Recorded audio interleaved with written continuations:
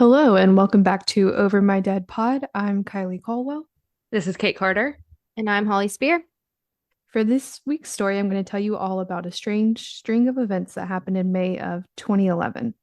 It is coming up on 13 years since all of this went down, so I thought it'd be a good time to shine a light back on this case. This is the story of Timothy Pitzen.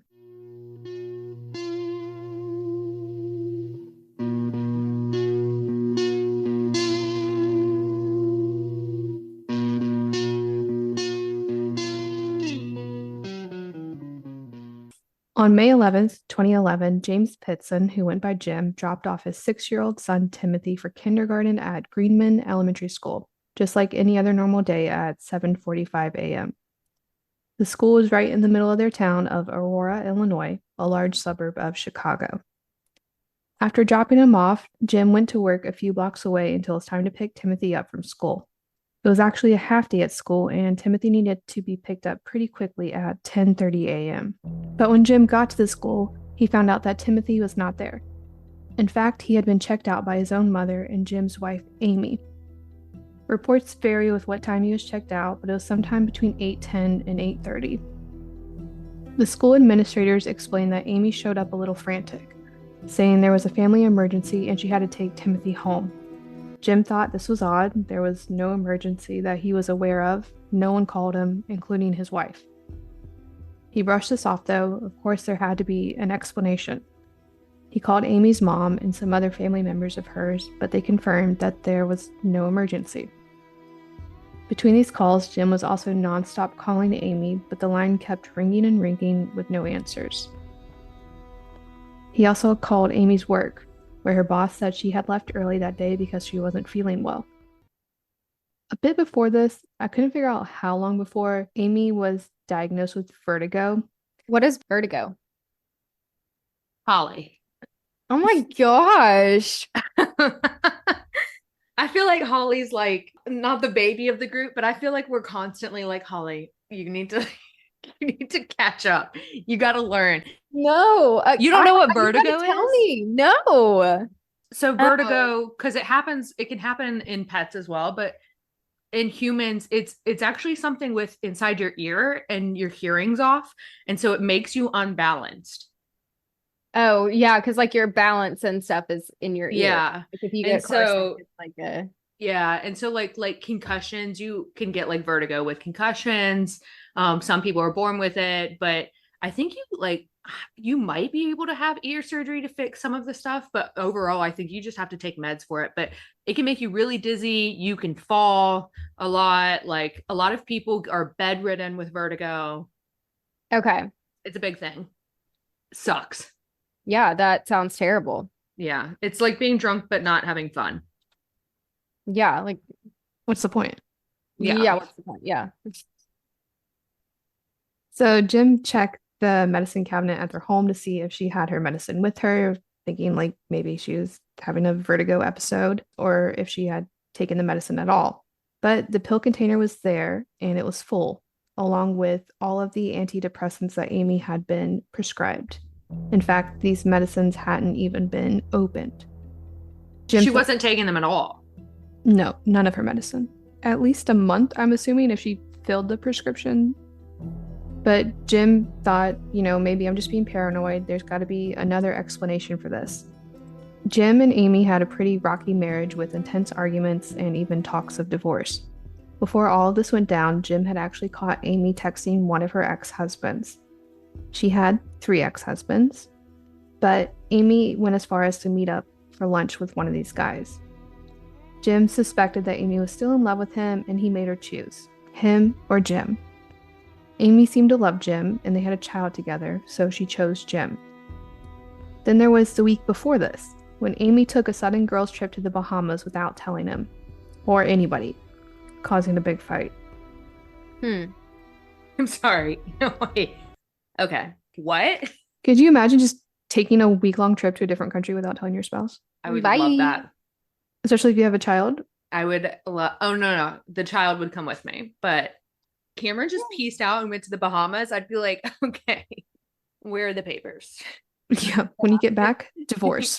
Divorce. Yeah, automatic. That's nuts. Or like even meeting with your ex-husband, plural, and not telling your current husband. Like that's there's multiple red flags happening. I feel like she's doing there's a few like questionable things that she's doing, like building up to, Yeah. And also I just want to point it out from the picture we see on your slideshow, they look young. They look like early 30s. Yeah. So like multiple ex-husbands. She's on her fourth husband. I think she's in her late 30s at this point. Okay. Okay. Still. Yeah. I mean, no shame, but like maybe that's a little bit of I mean, obviously something's going to happen in this story, so alluding to maybe some red flags. I don't know. I mean, have we done a story yet without red flags? Yeah, that would be weird. It wouldn't be Over My Dead Pod with green flags. They died, but it was okay because it was a health accident, like it wasn't, nobody killed them. It was a mannequin. It was a mannequin.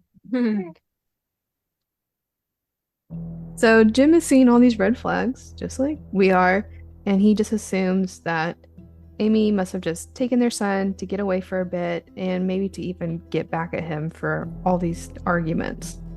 So with this conclusion, Jim went to sleep in an empty house with plans to report them as missing if he hadn't heard anything by the morning. But no word from Amy ever came, and Jim reported his wife and son as missing on May 12th. I'm not sure how much investigating police did, if any, at this point.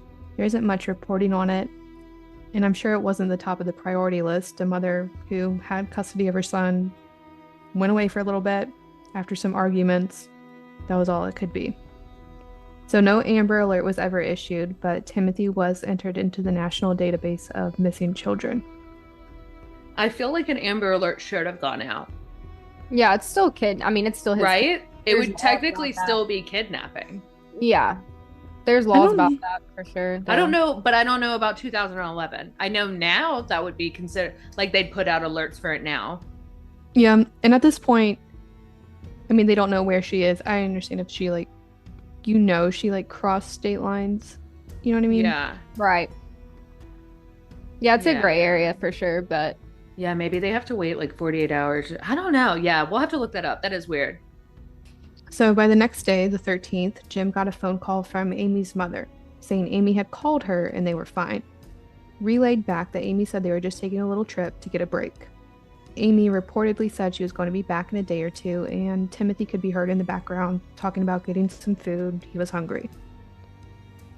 At this point, everyone couldn't fathom anything terrible was going to happen. Even Jim said in interviews that he never once believed Amy would harm their son. It also wasn't uncommon for Amy to get away for a few days to clear her mind. This is something that has happened before. But one thing Amy said in a phone call to her brother-in-law made the hair on the back of Jim's neck stand up. Amy allegedly told this brother, quote, "Timothy is mine. I will do with him what I want," end quote. Don't like that. So even in a happy and normal relationship, this is an odd thing to say, but Jim remembered that when he had Amy choose between him and the ex, he told her that if she chose the ex, he was going to get custody of Timothy. He was the one with the high-paying job. He was also more mentally stable. Jim's kind of freaking out a bit, but everyone else is acting as if everything was fine, and he thought, okay, maybe I'm just being paranoid. But on May 14th, Jim got terrifying news from police.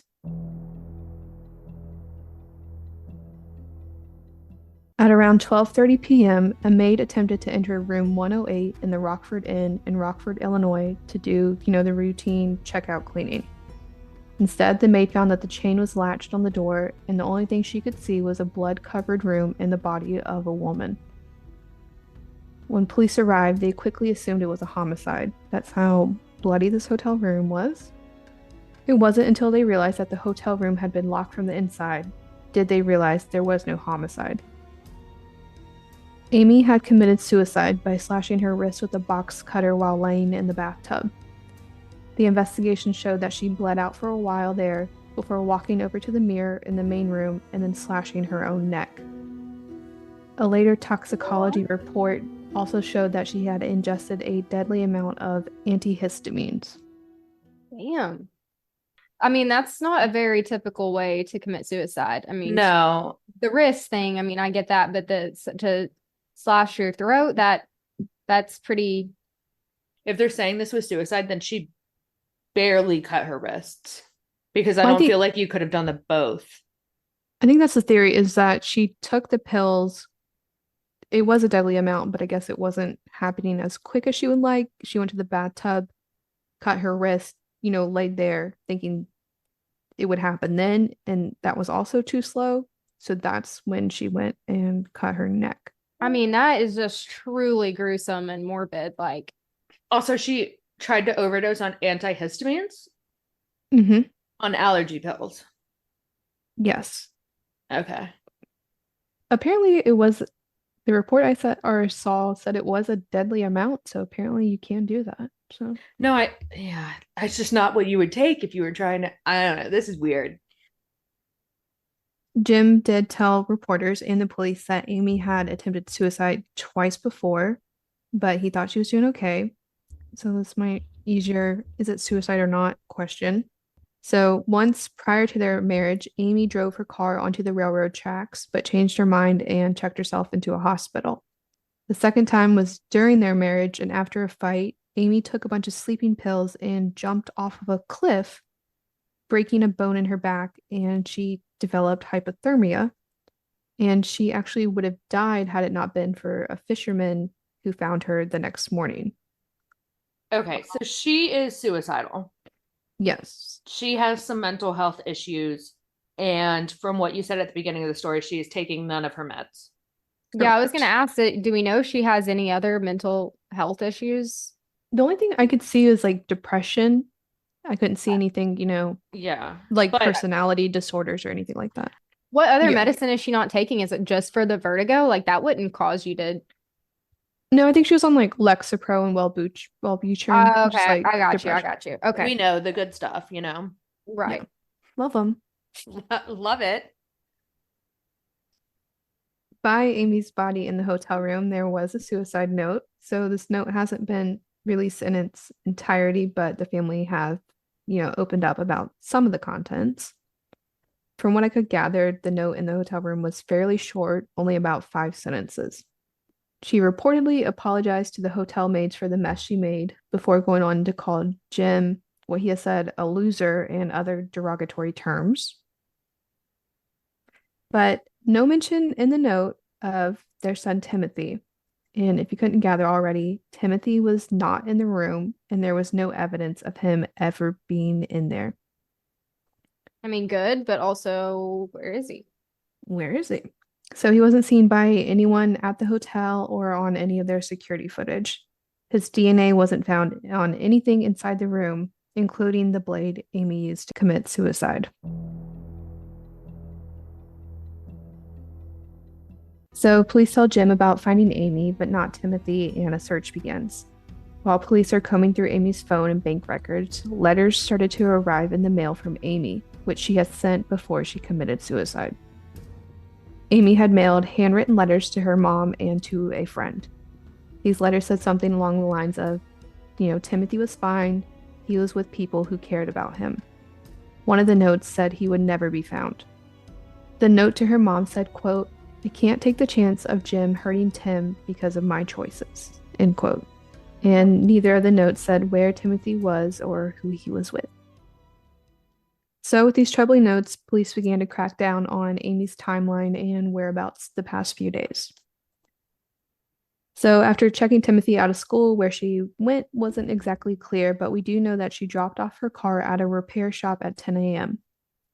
An employee of the shop dropped off Amy and Timothy at Brookfield Zoo, an hour east from the school just outside of Chicago. The employee picked them back up around 3, and Amy picked her car back up. Amy then drives to Kylee Cove Resort, which is about an hour north in Gurnee. So this is one of those like hotels with the water park inside, like a Great Wolf Lodge. So they spent the night there after doing all the water park things. This apparently was Timothy's favorite place, and they had been quite a few times before. On the 12th, Amy continued the trip headed to Wisconsin, making a few stops along the way on Interstate 94, buying gas, snacks, clothes, and toys. They stayed for the night at the Kalahari Resort, another water park hotel. I am like 98% sure that I've been to that resort in Wisconsin. How was it? Yes, I have been to that one. Gosh, Yes, interesting. small world. My first one and only one since that I've been to. It is the one? Yes. Bizarre. What if I was there at the same time? I would just end the episode right here because we have to Yeah. discuss that. It was me. So the next morning, the two were spotted on security footage checking out at 10 a.m. And this was the last time Timothy was seen on security footage. After this, the driving continued, and this is when Amy made those phone calls to her mother and brother-in-law. Timothy was heard talking on the phone. She did actually call the police, who were looking for her, and she said she was fine, she just needed a break.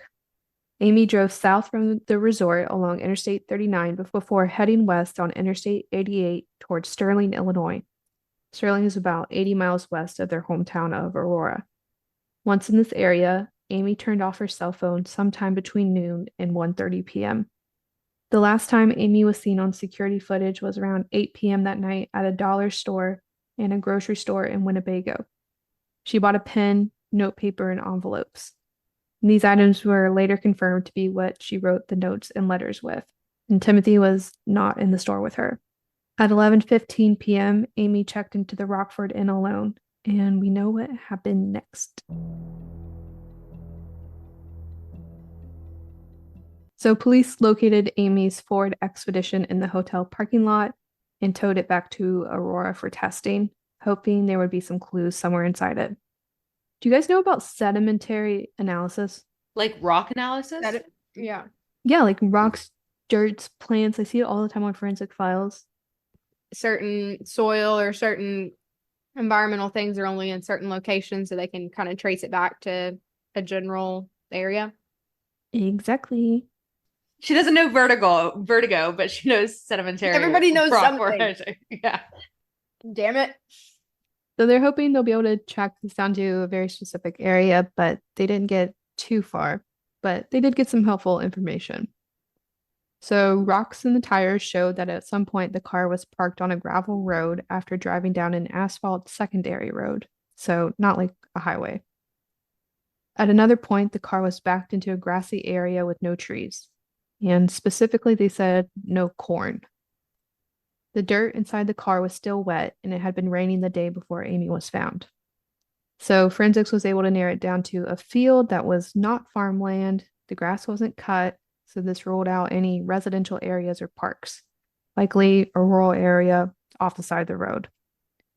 They were also able to say that this grassy area was likely northwestern Illinois, but nearby counties couldn't be ruled out. It wasn't enough to like pinpoint, okay, we're going to search this area and this area. So they didn't really do any ground searches in these rural areas. They kind of just stuck to the woods along the highways that they knew Amy took, but nothing was found.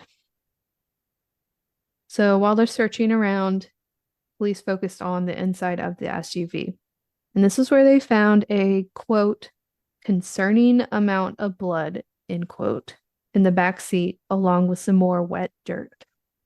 DNA testing confirmed that the blood belonged to Timothy, but the family has an explanation. Both Timothy's grandmother and his dad, Jim, confirmed that about a month prior, Timothy had a pretty bad nosebleed in the back of the car, which could be the case, but I feel like the police wouldn't say a concerning amount if it was a nosebleed. And also, if it was a month before, are you just not going to clean up the blood in the back of your car?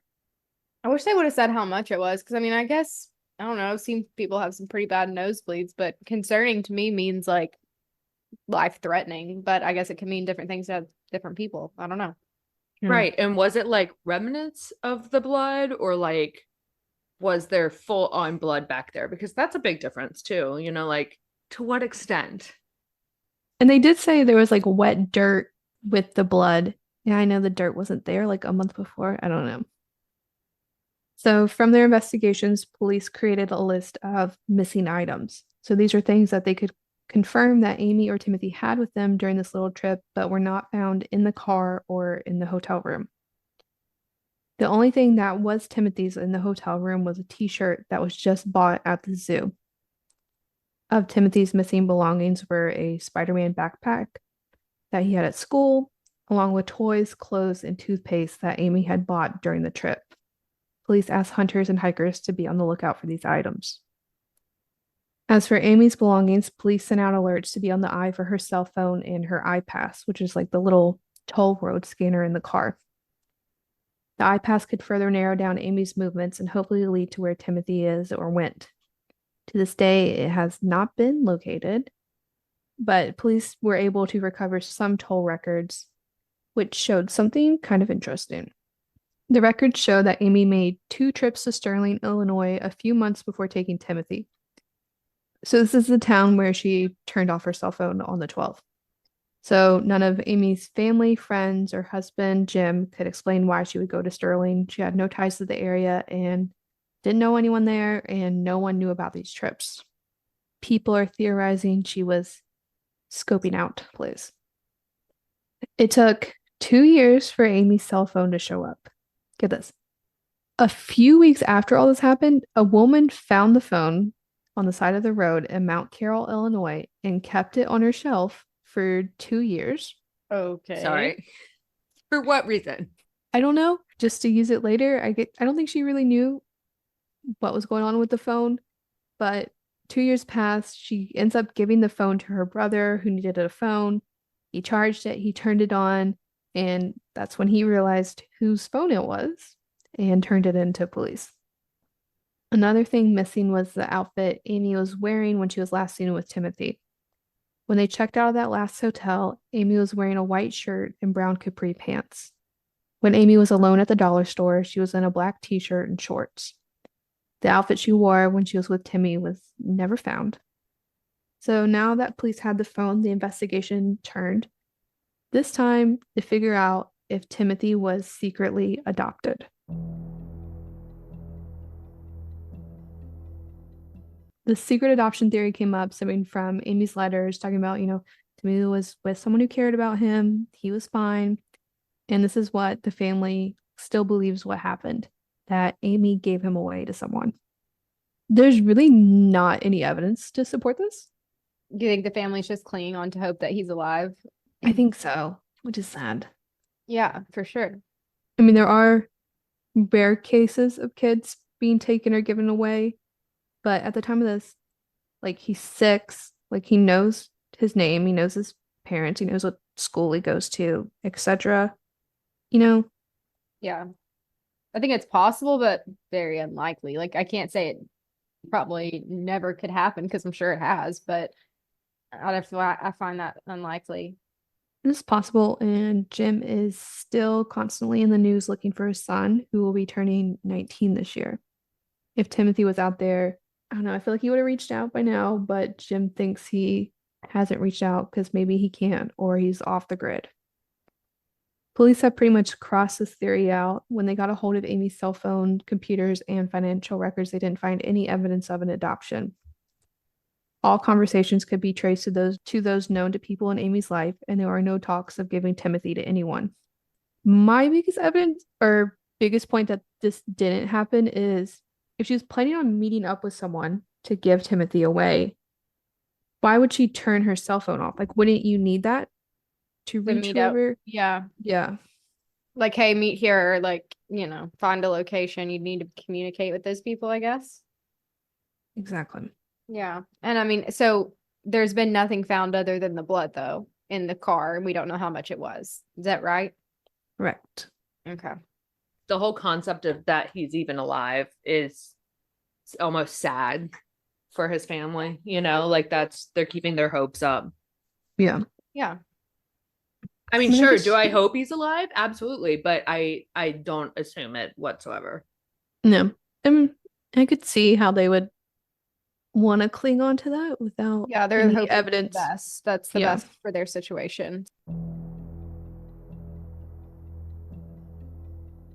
The theory most people, I think, like us, are leaning towards is that Amy murdered her son before taking her own life. Instead of reading Amy's letters as if hinting towards an adoption, Amy could have been talking about Timothy being deceased and with those who cared about him in the afterlife, aka her, or it could all just be a ploy to get back at Jim. To start, we have the sudden and erratic trip. Besides the 2 trips to Australia in the past, there wasn't really any plan here. Amy left work suddenly, picked up Timothy suddenly, kind of drives around in a circle, didn't pack anything, had to buy everything along the way. Nothing was booked in advance.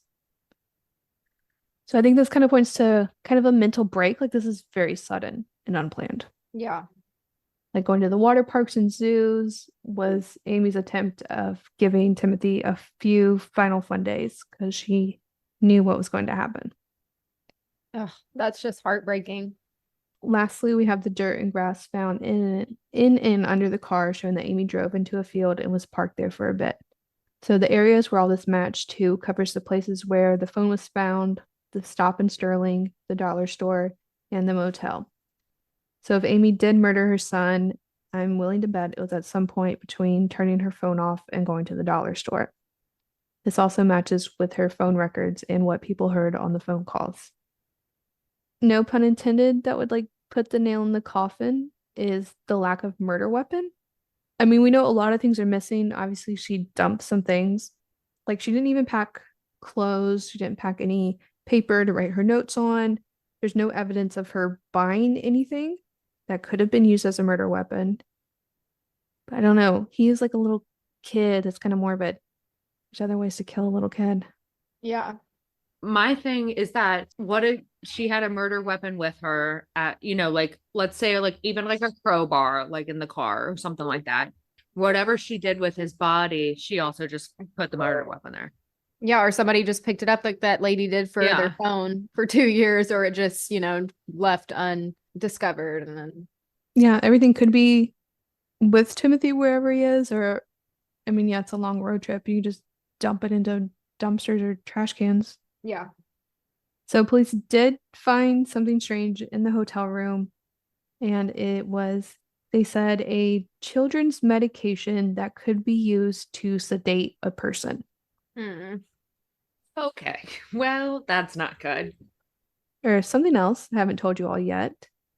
When Jim, the dad, was 21, he was diagnosed with Hodgkin's lymphoma, and after beating the cancer, he was told he was sterile. A bit later, he was set up with Amy, and they bonded over not having kids because the thing is, Amy didn't want any kids. All right, Timothy's dead. I'm sorry. I'm just going to throw it out there. Like the kid is not the dad's. The kid belongs to someone else. And she never wanted a kid to begin with. I mean, it could be his kid though, right? I'm not 100% sure, but I feel like it is his kid. Like they've done the DNA testing on the blood in the car. I'm sure they had to like compare that with the dad's or something. You Oh, would hope okay. that they did that. I think they look alike though. Like the orange in the picture of him in the orange shirt that we're looking at on the screen, the smile is like exactly the same. I think they look alike, but Yeah. So yes, the pregnancy was a surprise, but Amy seemed excited and the two got married when she was 4 months along. They named Timothy after Amy's brother who passed away, but spelt it with 2 M's, saying he was just more special. Everyone said that Amy seemed to be a good mom and she never like complained about having kids. She seemed excited, but her sister has said that Amy would do anything to not lose custody of Timothy.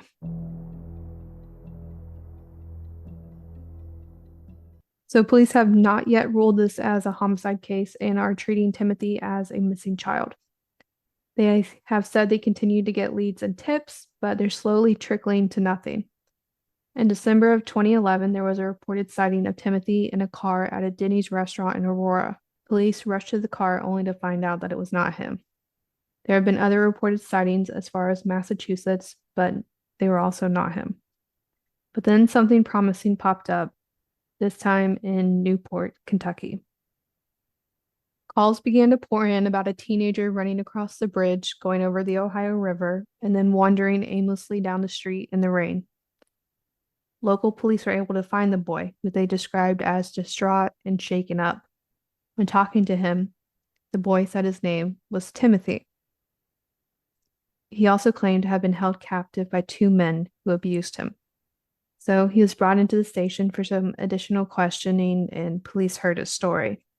After they did, they took his DNA and tested it, but it wasn't Timothy. It was 23-year-old Brian Rennie, a recently released convict with a lengthy mental illness history. Looks nothing like him either. No. And so for this hoax, which completely disrupted the Pitzen family, Brian was sentenced to 2 years in prison. But the one good thing about this is that since it happened, it kind of reignited attention on the case. Timothy would now be 19 years old. At the time of his disappearance, he had brown hair and eyes, but of course, he was a lot smaller than he would be now. The National Center for Missing and Exploited Children have released age-progressed photos. The most recent was updated to 16 years old. And I'll post those on our blog for you all to check out. Tips can be submitted on the NECMEC website or by calling the Aurora Police Department at 630-256-5516. Jim Pitzen has since moved back to his home state of Iowa, but is still actively trying to get the word out about his son and, of course, find him.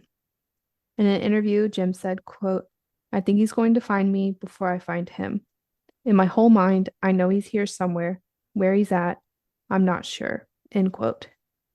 And that was the story of the ongoing search for Timothy Pitzen.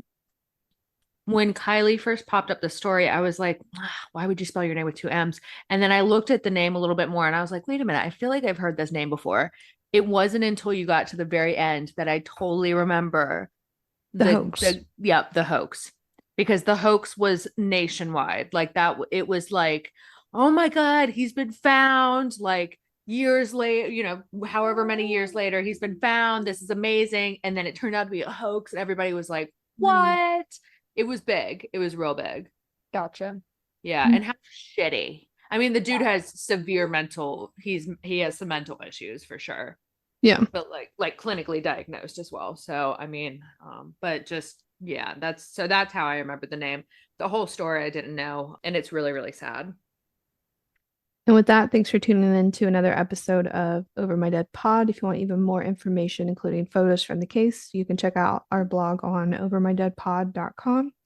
Be sure to leave us a review wherever you're listening to this and check us out on social media at Over My Dead Pod. And we'll see you next week with another case. Bye. Bye. Bye.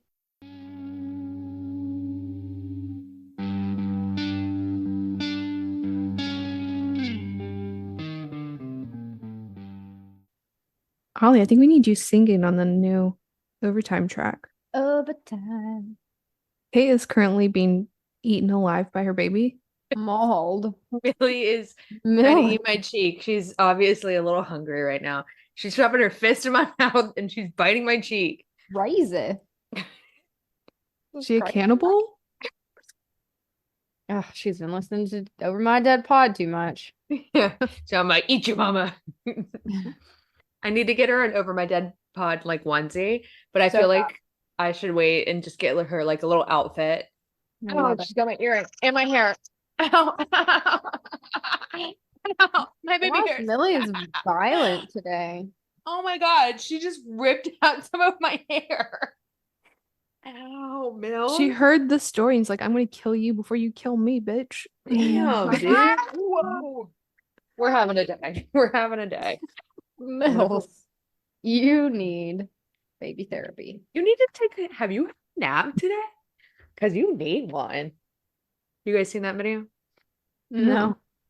It's like a video from a long time ago. It was a little brother and his little sister screaming, and he looks at her and he's like, have you taken a nap today? And she goes, That's funny. no. He goes, because you need one. Actually, I think I do know what you're talking about. That's so cute. Yeah. Yeah. I have nothing for overtime. I'm trying to like think of something right now. I have something to say. I have made my second purchase of Swedish candy from Bon Bon. And I don't know if you guys are on Swedish candy TikTok.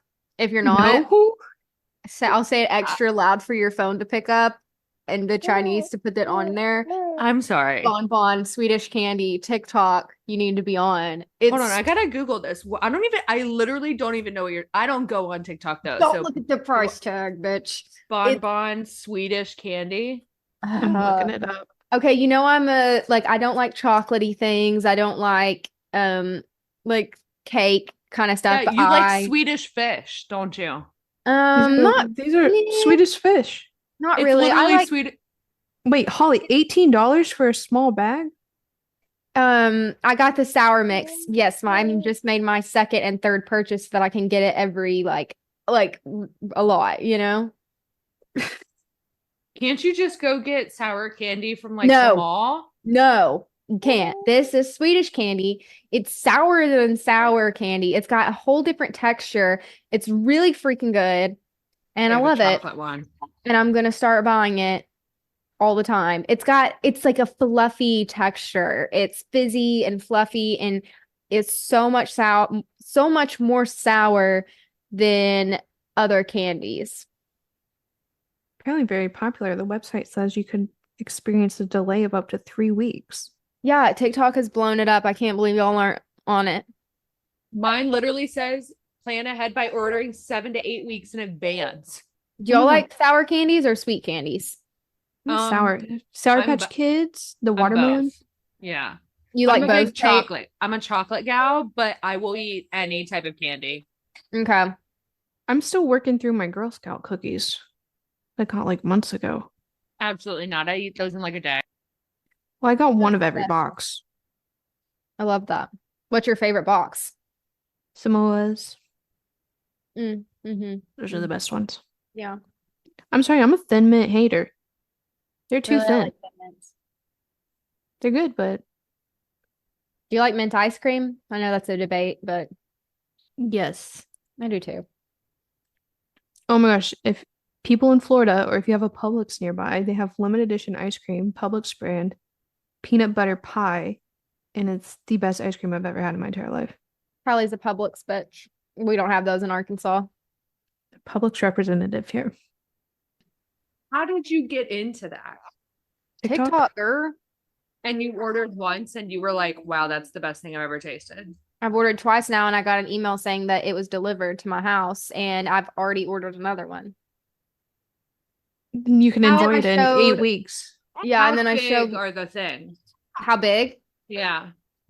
I mean, they're not that big. It's like maybe the candy takes up this much. Like, do you order more than one? No, I've just been doing one at a time right now, but I mean, because I didn't know if I was gonna like it, and then Luke's mom ordered a bunch of it, and she gave it for Easter to everybody.